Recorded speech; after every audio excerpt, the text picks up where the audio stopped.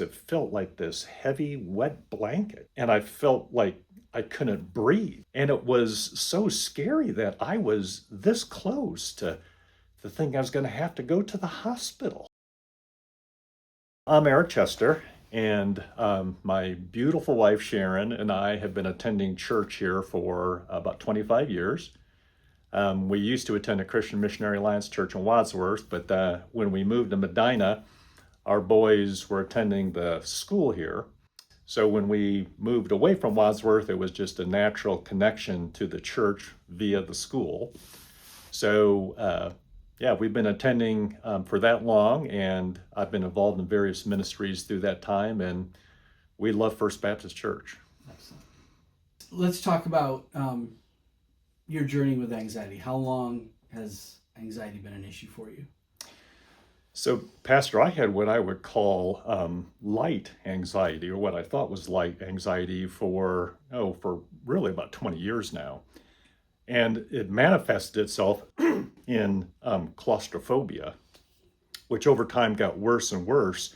And then also, just out of nowhere in my professional work life, I suddenly got a fear of public speaking, which just appeared literally overnight. But those two things were relatively light and things that I was able to manage.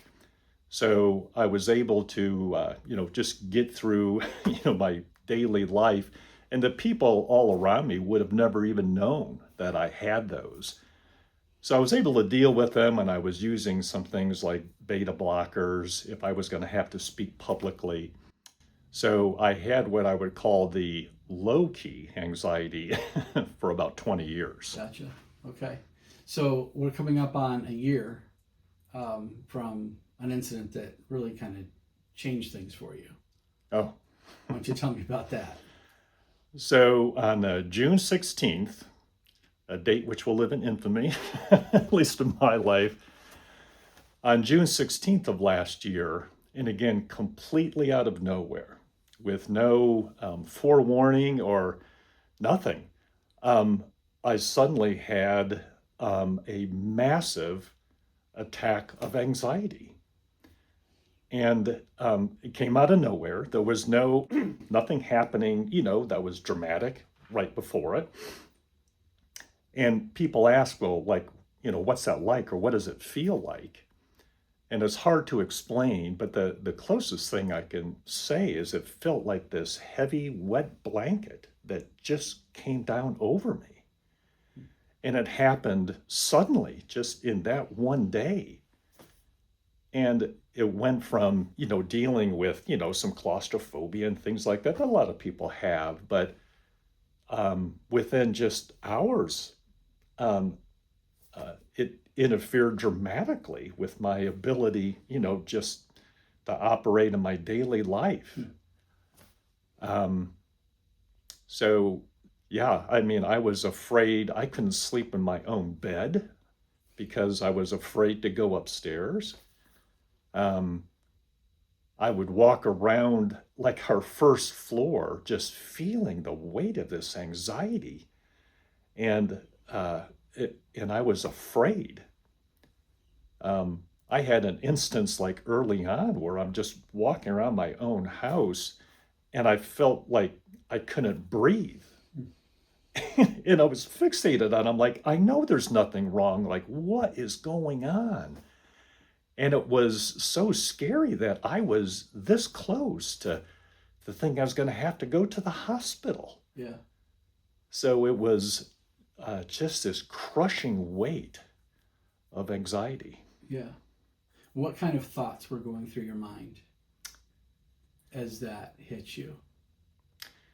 Well, you're, at least in my case, it was so dramatic that, fear, I would say, was the number one thought. Embarrassment, because, I've always kind of been, I would say, the strong one physically and, emotionally, personality-wise. I've always been kind of relatively strong, I thought. So it was embarrassing. I'm like, how can I be feeling this? The feelings of questioning myself, like, God, have I done something, terrible? Have I done something, that you feel you need to punish me? Um, but the biggest thing was just fear to, again, sleep in my own bed, fear to get in my car, terrible fear of even being able to work. Like, I don't think I can even go to work. Um, so it was scary, very scary. Yeah. So what process did you go through then as you dealt with that? What steps did you take? Well, so again, it's just kind of my own personality that, when something in my life happens, I tend to like really attack it. I'm pretty aggressive in going after it. I'm a real solution oriented person. So, and frankly, I knew I had to do something because this wasn't like a little tweak in my life. So I did everything that I could think of doing. And that really kind of manifested itself in going down three different paths.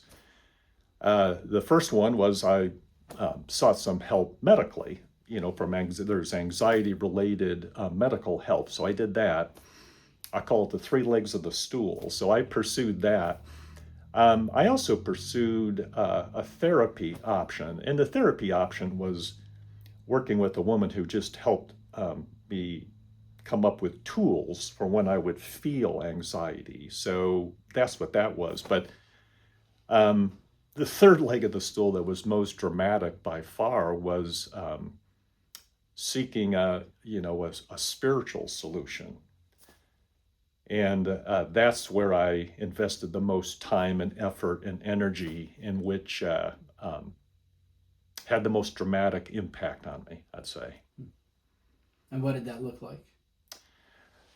So, when something like this happens, you do, at least for me, you do this examination of your life. And, for me, at least initially, it was, well, boy, God, I think I'm a pretty good Christian, right? I mean, I'm not committing any egregious sins, and I don't think there's anything dramatic. Um, but what really started to reveal itself is that I had a tremendous amount of unconfessed sin. And I'm convinced that that was a major part of it. And that began this process, which turned out to be pretty easy, of I just started thinking, well, intellectually, I know you have to deal with unconfessed sin to have a better connection with God. So, I just started examining my life, and it just kind of blew up at that point.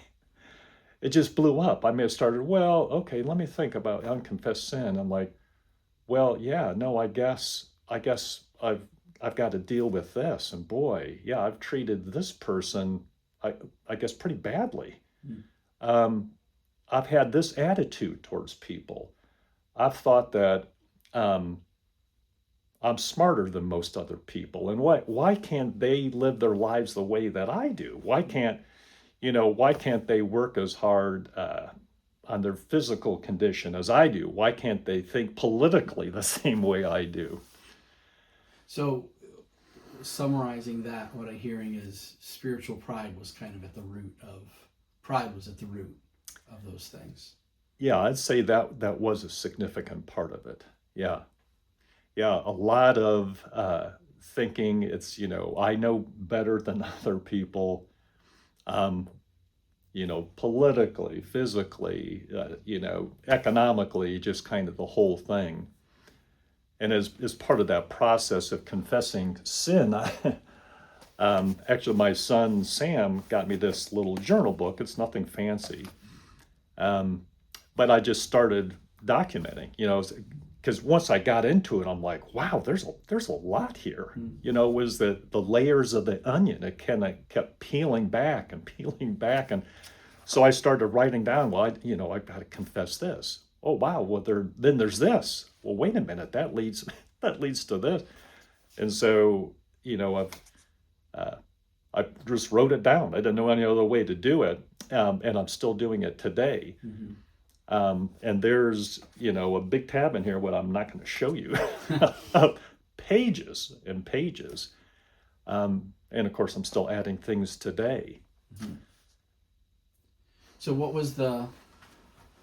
when did you start to see a shift for yourself with your anxiety after having this episode on June 16th and then pursuing these 3 paths? And when did you start to see some shift in your anxiety? Yeah, I'd say that the kind of the worst of it was the first month to 6 to 8 weeks, when it was very, very heavy.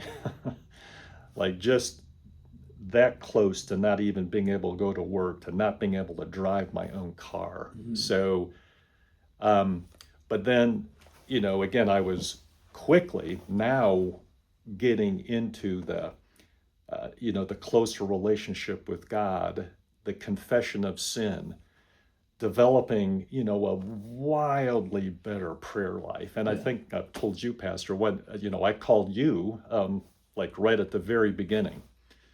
And one of your suggestions was, of course, to be inward focused to see what I had to deal with, but to also be outward focused. And it would be beneficial to pray for other people and lift up other people. So as I started to feel was getting better, a big part of that was seeking out the needs of others, people close to me, and finding out what I can pray for. So my prayer life went from, a relatively modest prayer life, I would say, to becoming much, much more of a pray without ceasing. And yeah, just dramatically better. And now I love to pray. And the minute I wake up in the morning, I'm praying. Yeah. It's almost like that advice in scripture, pray without ceasing is pretty good advice. It really is. And of course, I've been a Christian for 50 years. I've heard that 1,000 times. I was like, well, yeah, no, I know that's right.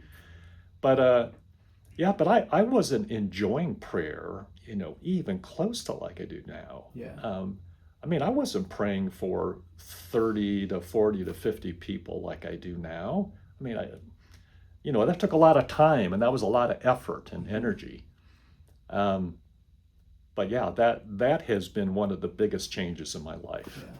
And so how has that played out in your life when it comes to your anxiety? What's the result of what you're seeing now? So,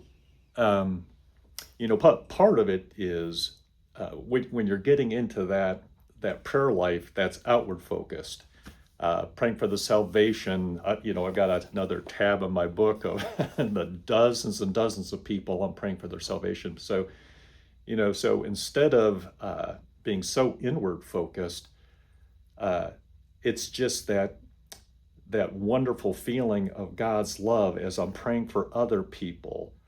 I just think that helps relieve my anxiety. I'm thinking about other people much more than I was before. And of course, part of it is, too, of course, just being in God's Word dramatically more.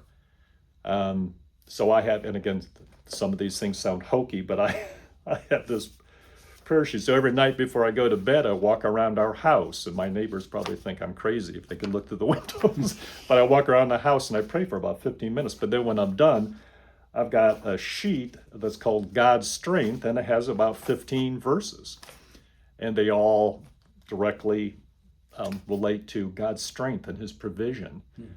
And so every night, right before I go to bed, this is how I close. I kind of read through those, and it's, every night, it's just so reassuring that God makes all of these promises to be our fortress, to give us strength, to be patient, to love us. So that's been very helpful. Yeah. So the hard question, you've seen transformation, you've seen your anxiety drop significantly. What happens in your faith life if you see that come back? Yeah, that's a scary question because the thought of it coming back like it was up front, that is really scary. But certainly, there's no guarantee that it's not going to come back. And I feel great confidence, I guess I'd say, that if it does come back, um, that having been through it, the assurance that God is going to be there, not is going to, is there, Right. and that He does give us all of these promises, and that there's no question that He can strengthen me. So, I have every confidence that if I do struggle again, that He's going to be there for me and He's going to help me through it. Yeah, and I know I'll get through it. Yeah. What comes to mind just with you sharing that is Psalm 23, where David says, "Yea, though I walk through the valley of the shadow of death, I will not fear, for you are with me." Right.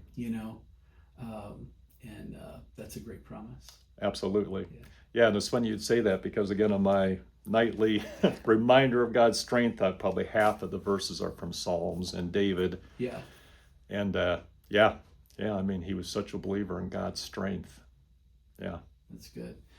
So if someone was facing anxiety, whether it was something mild or something that was really starting to affect their life and their ability to function, what would you suggest for them to help them navigate through that?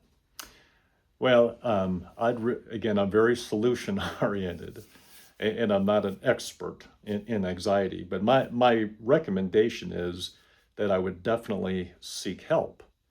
That I wouldn't like just try to live with it, you know.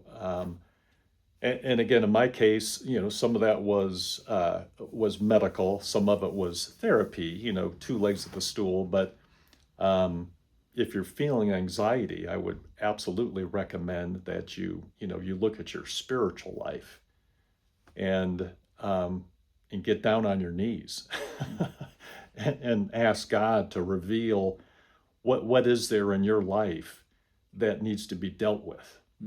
And again, I can say that with humility because in my case, it was pages of unconfessed sin for me in particular.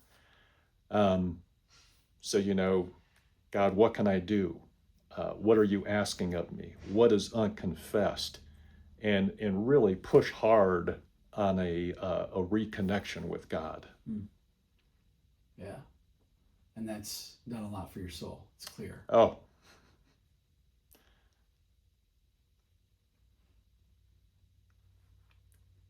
yeah. Yeah. Thanks for sharing your story. That's I know people will be encouraged by that. Thank you. You're welcome, Pastor.